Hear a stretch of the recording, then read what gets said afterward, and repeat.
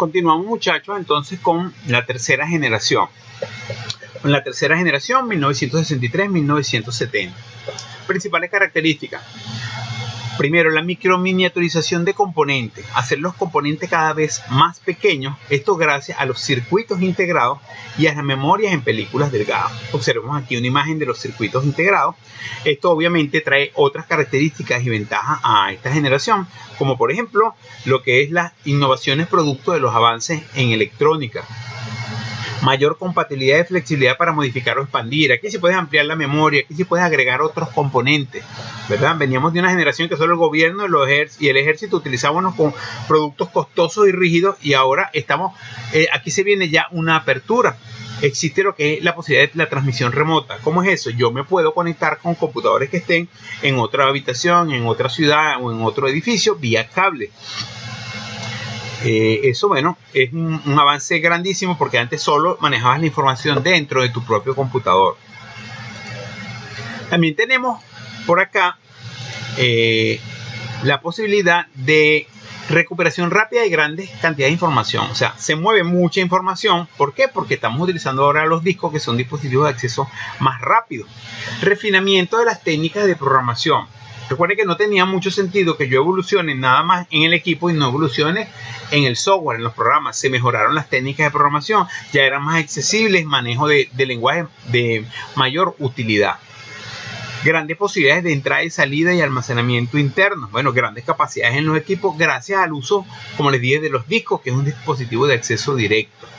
Estos computadores operaban en billonésimas de segundo, es decir, una billonésima es 1 sobre 1 millón. Son fracciones de tiempo grandísimas, nada comparable con lo que hacían los primeros computadores. Recuerden que hablamos del ENIAC como primer computador con 300 operaciones por segundo. Y esta velocidad de billones de segundos, en segundos, en realidad, hoy en día están muy lejos de esos. Todavía eso se quedó atrás. Tenemos también aquí la aparición del lenguaje de fácil aprendizaje, lenguaje de programación de fácil aprendizaje. De hecho, los programas, el lenguaje como C, Pascal, Fortran, los más populares, se empezaron a crear en esta generación. Un típico ejemplo de computadores de esta generación es la serie 360 de IBM, que como ven todavía son computadores grandes, todavía no llegamos a los computadores pequeños que conocemos, pero bueno, son dignos representantes de esta generación. Ya en esta tercera generación, los computadores empezaron a utilizarse por grandes empresas. O sea, ya no era nada más el gobierno y el ejército, sino empresas que tenían cierta capacidad de pago o de preparación de su personal, podían entonces utilizar equipos de esta generación. Y es así como llegamos a la cuarta generación, cuya principal característica es la aparición de los mini o microcomputadores. Aquí aparecieron los PC, Personal Computer o computador personal. El dispositivo utilizado es el chip de silicio. Ustedes conocen los chips, los han tenido en la yema del dedo, son cada vez más pequeños, y un dispositivo que nos ha dado unas capacidades grandísimas al computador. Entonces, es aquí donde aparecen el chip de silicio y los computadores personales. Esto nos dan otras características como computadores más accesibles a cualquier persona o al nivel personal. Ya el computador no es para la gran empresa. Cualquier persona puede tener un computador en su casa. PC, Personal Computer. Ejemplo de esta computadora es la serie 370 de IBM, aunque después fueron mejorados. Ahí está la imagen. En tamaño cada vez se ha ido reduciendo, y fue en esta generación donde ya aparecieron los computadores personales, lo que llamamos los PC. Aparecieron sistemas de uso general, lo que llaman paquetes. O sea, cada empresa necesitaba contratar personas para que le desarrollaran sus programas. Si yo tengo dos empresas, necesito dos programas, uno para cada nómina, uno para cada inventario. Entonces, ¿por qué no utilizar el mismo programa si tienen cosas comunes? Algunos programadores se dieron cuenta que ven elementos que eran parecidos, y yo puedo hacer un programa que haga todo lo que es la contabilidad y lo adapto a la empresa. Eso se llamaron paquetes o paquetes de uso general, programas de uso general. Esto aparecieron para lo que era la nómina, el inventario, la contabilidad, y hoy en día se utilizan paquetes como el Sign, el Profit, que son paquetes que las empresas compran y los adaptan a sus necesidades. No necesitas mandar a hacer uno para tu empresa, a menos que quieras algo ya más particular. Así también aparecieron los paquetes de uso específico, o sea, paquetes para áreas particulares, como es las hojas de cálculo y los procesadores de texto. La hoja de cálculo, ustedes saben, un dispositivo donde muchas empresas pueden llevar su contabilidad, llevan sus datos, yo mis notas, él mismo me calcula los porcentajes, redondea, puedo aplicar ciertos resultados con esos datos y me da un procesamiento muy útil.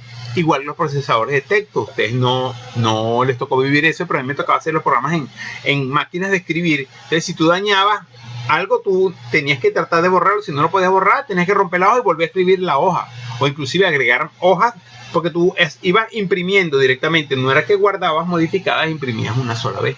Bueno, gracias a los procesadores de texto eso ya fue superado y es una herramienta de muchísima utilización hoy en día. Aparece la computación gráfica, es la posibilidad de hacer gráficos por computadora. Sabemos que la computadora, aunque su pantalla es de 2 dimensiones, a través de unos algoritmos, unas fórmulas, puede hacer representaciones en 3 dimensiones. Y se han creado paquetes de mucha utilidad, sobre todo en las áreas de trabajo de ustedes como ingeniería civil o industrial, como lo es el paquete como el AutoCAD, que utilizan principalmente la computación gráfica para hacer representaciones y cálculos. Aparece la robótica de uso industrial, o sea, en esta generación aparecen los primeros robots, pero con funciones muy específicas, o sea, brazos mecánicos o dispositivos que hacen operaciones muy puntuales dentro de empresas, principalmente de ensamblaje o de manufactura. Posteriormente que se hacen los robots más modernos en la quinta generación, los robots con forma humana. El auge de los lenguajes de programación. ¿Y a qué se debe este auge? Bueno, como ya cada persona puede tener un computador, puede tener un lenguaje para él. De hecho, aquí aparece el BASIC, el Pascal, el C. Los primeros lenguajes de programación, por lo menos BASIC, es un lenguaje de los primeros que se utilizaron, que quiere decir, la palabra BASIC es Beginner al Propose, o sea, programa de propósito general para principiantes. O sea, como la primera intención de hacer un programa. Por eso fue uno de los que tuvo más divulgación. Entonces, todo eso se produce aquí en esta generación. Igual que la aparición de los sintetizadores de voz. Eran dispositivos que no hablaban, porque hablar significa articular con el cerebro las acciones que vas a decir. Ellos platicaban, o sea, repetían o emiten sonido. Hay una gran capacidad y velocidad de almacenamiento de estos dispositivos, de estos computadores de cuarta generación. Y aparecen las redes cuya posibilidad es la de compartir recursos. Algunos piensan que la idea de la red es conectarse. No, no es conectarse, es que poder compartir los recursos. ¿Y en qué consiste compartir los recursos? Por ejemplo, yo puedo tener una empresa que tengo varias personas trabajando en varios computadores y tengo una sola impresora. Todos tienen que conectarse en esa máquina para imprimir. Esa era una complejidad. En cambio, vía red, vía cable, todos se conectan a esa computadora y se comparte el recurso como si todos tuvieran una impresora. Lo vivimos nosotros al día a día con nuestras cuentas de correo. ¿Cuántos correos no tienen ustedes, no han enviado por Gmail? Y no están en su computador. Están en una base de datos que comparten todas las personas que tienen cuenta Gmail. Y tú la trabajas como si estuviera en tu computador, pero la estás compartiendo. Esa es la idea de las redes. Poder compartir los recursos y dar una mejor utilización a los elementos computacionales. Las telecomunicaciones explotaron aquí, porque en la tercera generación fue transmisión remota. Yo podía hacerlo vía cable. Aquí hay 3 distintas formas de hacerlo de una manera muy eficiente. La primera es vía telefónica. ¿Cómo era esto? ¿O cómo es? Todavía lo hacemos. El computador tiene un tipo de señal que la va a enviar por la línea telefónica. Para eso necesita un aparato que se llama módem, porque él convierte la señal, modula y demodula. Entonces le agarra la señal del computador, la modula, o sea, la convierte en un código para que viaje por el cable telefónico. Ya en la otra ciudad, el otro país, la señal llega por el cable telefónico y el módem la demodula, la vuelve a convertir para el formato del computador. Y así nos conectamos. El mismo proceso pasa con este esquema, que es el esquema vía microondas. Lo que pasa es que la señal ya no va por el cable telefónico, sino por la estratosfera, por el ambiente, por el aire, la atmósfera. Entonces, tú en un computador emites la señal que va a una antena que la envía a otra y esa la envía a otra y se llaman repetidoras porque ya van repitiendo la señal hasta que llegue al destino y aquí lo vuelven a convertir. Claro, este tipo de transmisión se ve afectada por elementos atmosféricos como distancias, alturas, edificios, pero también es una buena manera de comunicación. Y otra manera más compleja o más completa es la transmisión vía satélite. Todos sabemos que la Tierra es redonda y si tú envías una señal desde la Tierra va a salir hacia la estratosfera. Pero si yo quiero enviarla a los chinos que están en la parte de abajo, la idea es que hay unos satélites, unos naves navegando alrededor del planeta. Entonces tú envías la señal al satélite, él lo envía a otro satélite y él a otro satélite y aquel que va a tener alcance a donde tú quieres enviarlo, lo envía a la estación receptora. Con el mismo mecanismo, convierte la señal y la reconviertes al formato del computador. Llegamos entonces ahora a la quinta generación, última generación. Dice capacidad para el proceso del conocimiento. Es la principal característica. Computadores que pueden pensar como la mente humana. Procesar el conocimiento. Tratar de plasmar todo eso que hay en nuestro cerebro para que tú le preguntes al computador y te responda igual. Esto aquí aparecen nueva tecnología de hardware. Aquí es muy importante los aportes que hace el mundo oriental, los chinos, los japoneses, que prueban con galio, con fibra de vidrio, componentes para hacer el computador cada vez más pequeño y más fácil. Aparecen lenguajes de alto nivel como uno que se llama Prolog, otro que se llama Lisp, que es para construir estos sistemas que procesan el conocimiento. Son lenguajes más complejos todavía o más completos. Nuevas formas de entrada y salida y almacenamiento interno, porque bueno, tenemos sistemas de reconocimiento de voz, reconocimiento de forma, reconocimiento de retina, elementos que eran ficción en algunas películas, hoy en día son realidades y las tenemos al alcance de todo. Tenemos el auge de los virus computacionales. ¿Qué son los virus? Fíjense, bueno, lo vemos como virus porque es una enfermedad, produce daños en el computador, pero un virus es un tipo de programa que está almacenado en el computador y produce ciertos daños. La idea del virus fue creada como una idea inteligente de un estudiante americano que pensó en la posibilidad de hacer un programa que permaneciera en memoria residente aunque la máquina estuviera apagada. Pero esta idea la tomaron otras personas para dejar en la memoria programas que producen daño. Han sido tanto el auge de los virus que se clasifican. Hay unos que se llaman gusanos, porque ellos se van comiendo las cosas y llega un momento que dañan todo. Hay el troyano, que es que se mete en tu computador y en un momento tal sale y ataca.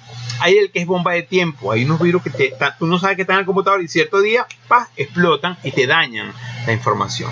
Bueno, así como hay virus que dañan las cosas, también hay virus que nos ayudan hay antivirus, programas que nos ayudan a eliminarlos. La divulgación de la robótica. Aquí sí aparecen los robots ya con forma humanoide, con forma de mascota. Ya no son solo brazos mecánicos, sino que se explota la robótica.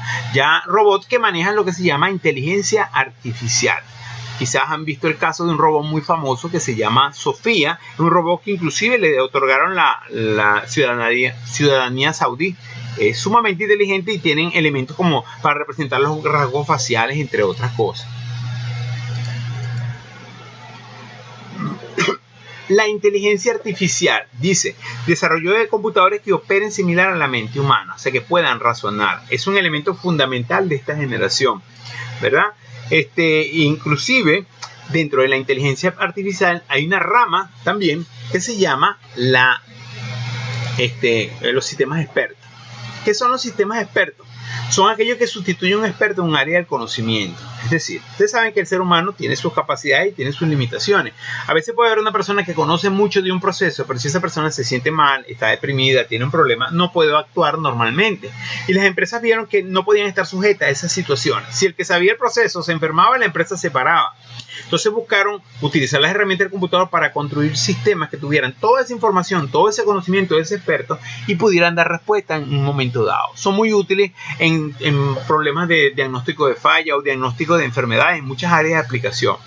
Ellos tienen 4 componentes básicos. El juicio de expertos, que es simplemente recoger la información de todos esos médicos, por ejemplo, si es un sistema médico que tienen experiencia en lo que está en los libros y recoger todo eso y conformarlo y meterlo ya no en una base de datos, sino en una base de conocimiento. La base de conocimiento tiene un tratamiento más completo de la información, no es exactamente como una base de datos, sino es mejor aún. Entonces permite manejar todos esos conocimientos y debe ser construida con lo que se llama un lenguaje experto, así como el Prolog o Lisp que le mencioné, son lenguajes que ya tienen un nivel más completo y que permiten hacer este tipo de sistema. Y completado con la inferencia, que es la posibilidad de hacer conclusiones, todas las reglas. Por ejemplo, si yo digo A mayor que B y B mayor que C, por inferencia yo digo que A mayor que C. Entonces estamos haciendo una conclusión. Eso se trata de plasmar en un software que es lo que crea el sistema experto y permite dar gran utilidad al hombre en la toma de decisiones. Bueno, también hablamos de esta generación de una compatibilidad total. Hoy en día no hay problemas en utilizar marcas de computadores de elementos de distintas marcas comerciales. Pueden trabajar perfectamente. Multimedia, que son los múltiples medios de entrada y salida conectados al computador. Antes tenías que comprar los dispositivos aparte. Hoy vienen con su corneta, con su micrófono, con su cámara. Ya la multimedia está integrado en los equipos. Ok, les hablé que la historia nos decía que tenemos los antecedentes, las generaciones y cerramos con la tendencia futura. ¿Hacia dónde va la computación? Nadie lo sabe, en realidad, porque es todo, para mí todo es creíble en computación. Pasan tantas cosas y cada día más rápidas, es sorprendente. Pero sí podemos tener como primera conclusión de que Como es lo que he venido pasando toda la vida, los computadores van a seguir siendo más compatibles, más flexibles, más veloces, mayor capacidad de almacenamiento, más pequeños, incluso ergonómicos. Recuerden que la ergonomía es la posibilidad de adaptarse a las condiciones y requerimientos del ser humano. Cuando algo es ergonómico es que se parece a lo que yo quiero, lo que yo uso. Por eso los teclados ahora no son totalmente cuadrados, sino son curvos, unas teclas más grandes, la pantalla que si tú la puedes doblar, o el ratón es inalámbrico, o el ratón es óptico. Hay distintos componentes para facilitar el uso del computador al ser humano, y se piensa que seguirá siendo así, pues, puesto que son elementos importantísimos. Otro elemento interesante es la realidad virtual, aunque son dos palabras contradictorias. Real y virtual son contrarios, ¿verdad? Pero es una realidad creada, dice, crear situaciones similares a la realidad mediante el uso de herramientas del computador. Nosotros lo hemos experimentado a un muy bajo nivel, digamos, de golpe cuando estamos con un juego, con un Wii. No sé si les ha pasado, tú estás jugando y te mueves, brinca porque estás compenetrado con lo que estás viendo en la pantalla y lo que estás oyendo. Esto va un poco más allá, porque a través del uso de cascos virtuales, sensores virtuales, son dispositivos que te estimulan los centros sensoriales para que el ser humano perciba la sensación tal cual como si se estuviera produciendo. Veía yo un experimento en televisión con unos guantes virtuales, ponían una imagen y la persona tocaba con el guante un alimento y sentía en su paladar el ácido, el salado, el dulce, puesto que son dispositivos que estimulan los centros sensoriales del ser humano. Continuamos con otros elementos como son las redes. La red vino a revolucionar el mundo y cada día está más difundida, obviamente porque ya existen otros componentes, ya no se utiliza tanto el cable sino la fibra óptica, que da la posibilidad de que lo que viaje es un haz de luz y tiene la velocidad de la luz. Claro, es más delicado y costoso el manejo porque la fibra tiene que manejarla con mucho cuidado, porque si no, no se envía la señal, pero es mucho mayor la capacidad de velocidad que un cable normal. Las redes wireless, quiere decir poco cable. Oye, ¿quién no llega a un lugar, a un hotel, a un centro comercial o a una tienda y pregunta, ¿tienen Wi-Fi? Porque lo necesitas, lo usas, te conectas. La posibilidad de estar conectado sin tener cables, ¿ok? Ha sido otro componente importantísimo dentro del avance de la tecnología. Las redes, bueno, podemos hacer un curso, una materia de pura redes de todo lo que todo lo que es el internet, todo lo que ustedes saben, que sé que ya es bastante y es muy importante. Obviamente es un componente que nos permite tener conectado a todo el mundo a toda hora. Antes la gente sabía del familiar que vivía en España al mes que llegaba la carta. Hoy en día lo ves por un celular y te comunicas con él. En las redes sociales, que son esas redes que nos permiten comunicarnos entre seres humanos, que algunos pensarían, incluso yo, que era algo banal, puro para divertirse, para mandar fotos, para saber cómo está fulanito, y resulta que las redes sociales van mucho más allá. Las redes sociales es un mecanismo de amplio espectro. De hecho, hay carreras que están centradas en las redes sociales. Yo mismo dicto un curso en Fundaudo que se llama Community Manager, manejo de las comunidades. La persona que maneja las redes sociales de la empresa, que es la imagen, que hace los comerciales, que responde, que debe conocer de computación, debe conocer de comunicación, debe conocer de mercadeo. Es un perfil muy completo y muy útil. Entonces las redes sociales es mucho más que cuestiones banales de ver y reírse y tomarse fotos. Es poder estar conectado con todo el mundo en todo momento.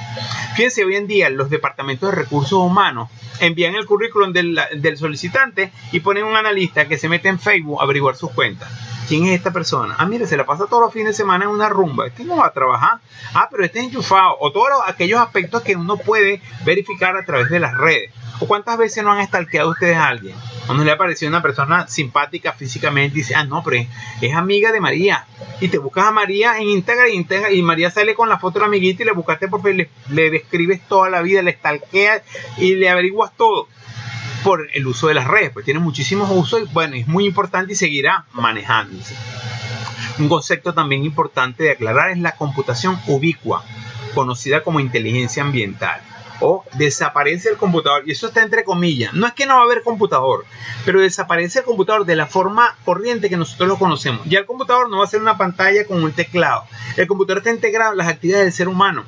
Los sistemas, las interfaces intuitivas, así como una tablet que tú tocas, una pantallita, bueno, todo va a estar pegado en paneles, en paredes, o tú llegas y dices abrir y se abre la puerta, luces y se encienden las luces. Todo está integrado a los componentes al entorno. Entonces no está como teclado o como opción, sino está al alcance de tu mano. Esto está muy asociado también con lo que es la domótica, que es la construcción de instalaciones inteligentes. Lo hacen ya los países desarrollados, ya crean las urbanizaciones y las casas tienen un sensor de velocidad, de sonido, perdón, un sensor de movimiento, un sensor de vibración, un sensor de incendio. Tú entras y dices agua y se abre el grifo y dices temperatura y se prende el aire, y todas las acciones se van manejando directamente activadas por la voz humana. Tenemos otro concepto muy importante que son los clústeres. ¿Qué son los clústeres? Dice, conjuntos o conglomerados de computadoras construidos mediante la utilización de hardwares comunes y que se comportan como si fueran una única computadora. O sea, son unas computadoras monstruosas, pero no las tiene todo el mundo. ¿Ok? La tienen grandes empresas para capacidades de investigación y procesamiento. Ahí tenemos un ejemplo de una imagen de un clúster de la NASA. Es un poco contradictorio si ustedes ven cómo ha ido la computación, cada vez computadores más pequeños, y ahora hablamos de supercomputadores otra vez, computadores gigantescos. Lo que pasa es que las capacidades de estos computadores, bueno, ya son de otra línea, pues. Un concepto que me gusta agregar aquí, sobre todo porque muchas personas lo manejan de forma alegre, es el concepto de software libre. Y cuando dicen software libre, es software gratis. No. El software libre, jóvenes, es la posibilidad de que yo utilice y modifique un software que he recibido. Es decir, el software es un producto intelectual. El que hace un programa tuvo que pensar y utilizar su tiempo, y eso vale dinero, así como un cuadro, como un libro. Es más, se registra con derecho de autor. Y este señor Bill Gates tiene una gran empresa de computación y él le vende el Windows y el Office y todos los paquetes a la gente y cobra por eso, porque él fue el que lo inventó. Y si tú no puedes cambiar el programa, tú quieres cambiarlo, tienes que pagarle a él para que él haga la actualización, lo que llaman el release, la licencia, y te dé los programas actualizados, porque él es el dueño, porque solo él los programó. Es que en un software existe lo que es el programa fuente, que es donde están las instrucciones, y el ejecutable, que es lo que te dan a ti, pero tú no tienes el programa fuente, no puedes cambiarlo. Eso es lo que se llama software propietario. La tendencia de software libre es un concepto más moderno que se basa en que, como ya hay más gente que desarrolla software, entonces yo te puedo vender, cuando tú me pagas el software, yo te doy el ejecutable para que tú lo modifiques si tú quieres. Ese sí es el software libre, pero no es gratis, igual lo pagas, pero lo puedes modificar, es tuyo totalmente. Para cerrar esta parte, aquí son tantos los elementos de computación, pero bueno, por agregar algunos más, los drones han estado bastante en vigencia. Son aviones no tripulados capaces de tomar fotos y videos, útiles en servicio de rescate, exploración de lugares donde no puede llegar el ser humano, e incluso para extinguir incendios. Aquí trataron de utilizarlo en una oportunidad, pero bueno, no se logró el objetivo, pero son muy buenos y sí se pueden lograr esos objetivos. Pues es un tipo de dispositivo que nos permite controlarlos, pues, y hacer distintas actividades, porque pueden llegar a lugares donde el ser humano no puede llegar. Ya para cerrar este tema, les dejo esto como reflexión personal, muchachos. En la computación hay muchas cosas, muchas, y todo es creíble. Muchas de las cosas que tú veías o que nosotros vemos en las películas como ficción, creemos que nos están mintiendo, a los pocos años aparece como una realidad. Yo llegué a ver en películas de James Bond como una persona tenía una cámara en el ojo. Y hoy en día se pueden meter una cámara dentro de ti y te observan todo y después te dan un CD para que tú veas cómo estás por dentro. ¿Ok? La posibilidad de que una mascota, un perrito tenga un chip y tú tengas un GPS y tú lo localices, fueron cosas que surgieron como ficción en películas y hoy en día son realidad. Y yo lo que les recomiendo es que abran la mentalidad en la computación. Hay una película que es muy referenciada, que es Volver al Futuro, donde el joven habla fue como en el año 1980 y tanto, años 90, hablaba de las cosas en el 2016, una patineta que volaba sin ruedas, como cohete. Ya la crearon recientemente. Unos zapatos que se amarraban solos. Lo creó la empresa Nike a través de un sistema de imanes. Entonces, yo solo les doy la posibilidad, los invito a que abran la mentalidad y crean que en computación todo es posible. Lo importante es que busquemos lo que en realidad nos interesa y nos adaptemos a las necesidades. No por esto vamos a buscar comprar el computador más novedoso con un disco duro de tal capacidad, con un procesador súper magnífico para yo jugar buscamina. No, la idea es que nos adaptemos a las necesidades y entender que la computación siempre va a seguir creciendo. Bueno, muchachos, hasta aquí nuestra clase. Muchas gracias por su atención y nos vemos en el próximo encuentro. Hasta luego.